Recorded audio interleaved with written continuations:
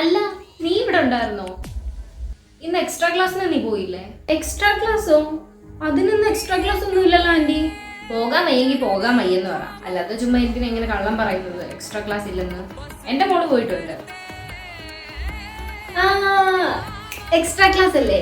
ശരിയാ, ഇന്ന് extra class ഉണ്ടായിരുന്നു. ഞാൻ പോകാതിരുന്നതാ, കാര്യം എനിക്ക് ആ എക്സ്ട്രാ ക്ലാസിന്റെ ആവശ്യമില്ല. അതെന്താ, നീ എല്ലാം അങ്ങ് പഠിച്ചു കഴിഞ്ഞോ? ഏയ്, ആന്റിയുടെ മോളെ പോലെ പഠിക്കുന്ന വേറെ ആരും ഞങ്ങളുടെ ക്ലാസ്സിലില്ല. പിന്നെ അതുപോലെ ഇന്ന് അവൾ എക്സ്ട്രാ ക്ലാസ്സിന് ചെന്നുകൊണ്ട് സാറ് പ്രത്യേകിച്ച് സ്പെഷ്യലായിട്ട് അവർക്ക് വേണ്ടിയിട്ട് ടെഡി ബിയർ, ഡയറി മിൽക്ക് ഇതൊക്കെ കൊടുത്തുവിടാൻ ചാൻസ് ഉണ്ട്. ആ, എന്റെ കഴിവ് അവർക്ക് കിട്ടിയത്. നീ വെറുതെ ഇവിടെ കാര്യം ഓർത്ത് ടെൻഷൻ അടിക്കണ്ട. നീ ഒരു കാര്യം ചെയ്യ്, എന്റെ മോളെ ട്യൂഷന് വിടുന്നിടത്ത് തന്നെ ഇവളെ ട്യൂഷന് വിടുക. ഇവളെ ഉറപ്പായിട്ടും നന്നാവും. അയ്യോ, പേടിക്കേണ്ടത് എന്റെ അമ്മയല്ല.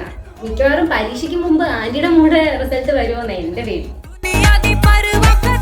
അതെന്താ നീ അങ്ങനെ പറഞ്ഞത്? അല്ല, അവള് അത്രയും നന്നായിട്ട് പഠിക്കുന്നുണ്ട്, അതുകൊണ്ട് ഞാൻ ഒരു അതിശോക്തി പറഞ്ഞതാ. എന്താ അമ്മ, എന്നെയും അവിടെ ട്യൂഷന് വിടുന്നോ? അയ്യോ വേണ്ട, ഇവിടെ ഇരുന്നുള്ള പഠിത്തം മതി. പിന്നെ അതുപോലെ ആന്റി എന്റെ പഠിത്തത്തെ കുറിച്ച് ഓർത്ത് അധികം അങ്ങ് ടെൻഷൻ അടിക്കണ്ട. ആന്റിയുടെ മോളെ ബയോളജി ക്ലാസ് ശ്രദ്ധിക്കുക കേട്ടോ. അതെന്താ, ബയോളജി അവള് ചോന പഠിക്കാറില്ലേ? അല്ല, അവള് ബയോളജിക്കാണല്ലോ കുറച്ച് പുറകിലോട്ട്. സോ അപ്പം അതുകൊണ്ടല്ലേ അവൾ എക്സ്ട്രാ ക്ലാസ്സിന് പോയിരുന്നത്. ഇപ്പൊ ഞാൻ പോട്ടെ, അതിന്റെ റിസൾട്ട് വരുമ്പോ വിളിക്കേ. 10 മാസം കഴിഞ്ഞ്. നീ എന്തേലും പറഞ്ഞോ? ഏയ് ഇല്ല, ഒന്നും പറഞ്ഞില്ല. റിസൾട്ട് കഴിയുമ്പോ വിളിക്കാൻ പറഞ്ഞത്.